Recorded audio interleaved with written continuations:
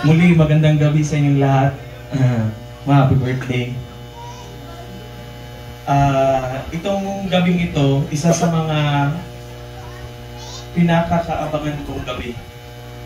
Dati noon, 60 years old siya, binigyan ko rin siya ng ganitong klaseng celebration. Pero naisip ko, sabi ko, binigyan ko mo ng celebration sa Cavite. Why not? Hindi ko bibigyan nito sa Kulyon. Kasi sa Kulyon ang pinaka mas malapit na kaibigan at mga kapamilya. Sabi ko, isa pa rin itong chance na magkaroon tayo ng mini celebration, parang reunion sa ating pamilya. Kasi never kong na-experience sa pamilya ng Natividad tsaka Vera, may mga people, yung mga ating Orolasa, Tuwapi, ganyan. Wala talagang yung reunion. Hindi ko na-experience yan. Sabi ko, itong pagkakataon na ito, i-gather ko kaya lahat ng mga malalapit sa pamilya namin. At saka isa na rin itong pasasalamat sa inyo. Kasi hindi kami magiging ganito kung hindi sa tulong ng bawat isang malapit sa amin. Kay Chong Osias, alam mo na malaking tulong sa aming pamilya. Isa ka sa aming foundation, sa aming pamilya.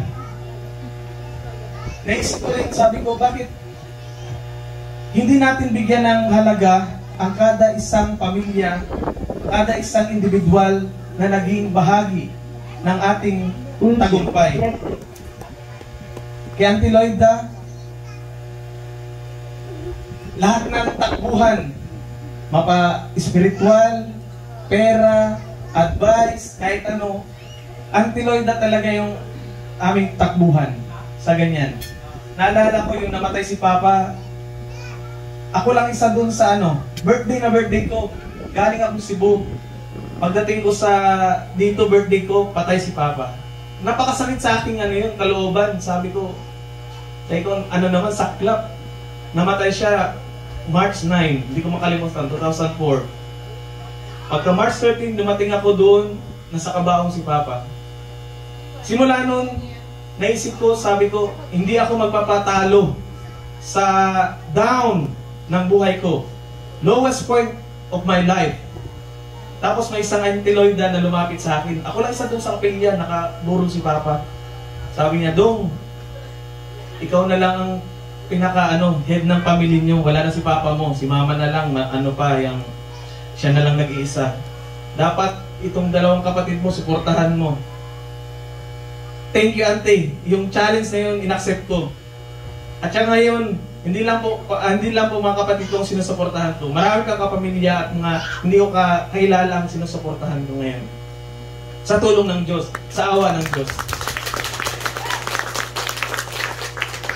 Si Chong David at saka si Auntie Eli, isa rin sa aking mga lalas Chong David, mag-debate kami minsan. Marami yan siyang mga prinsipyo na alam mo na prinsipyo na hindi mo mababalik.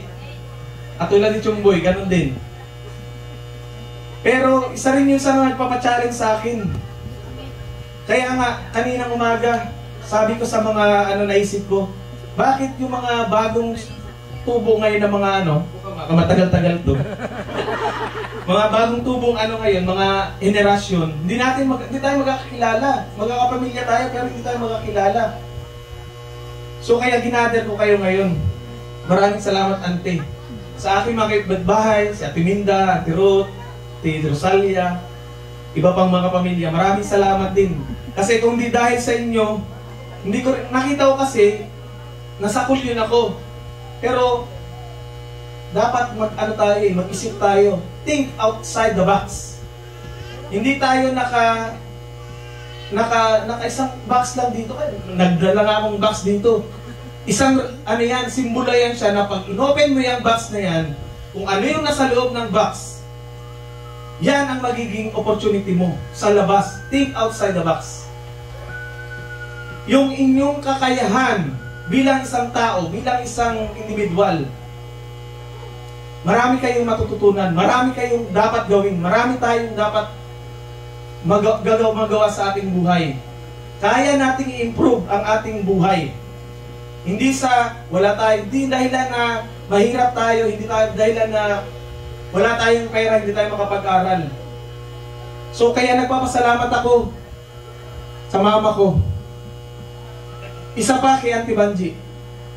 Si Auntie Banji, nung namatay si Papa, grabe ang pasasalamat sa kanya. Isa rin niya siya sa aking pundasyon ng aming pamilya.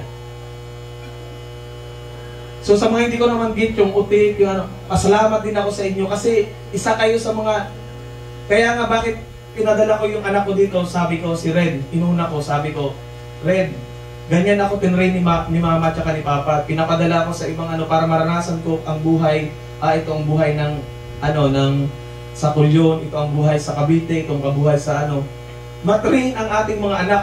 Huwag natin ipampers ang ating mga anak dahil nga lang na masugatan, hindi. Yan ang ginawa sa akin ni Mama. Minold niya ako para maging isang strong leader, para maging strong individual. Di ba, bodyguard? So, maraming salamat po, lalong-lalo na sa aking mama.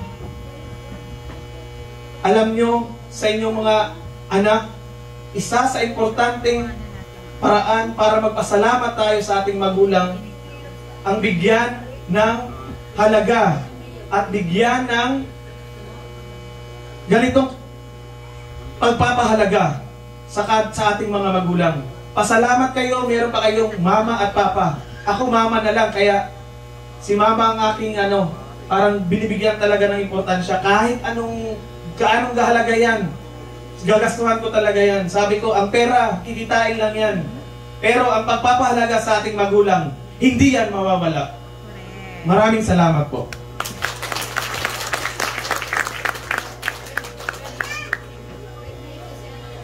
Yan, so maraming salamat po.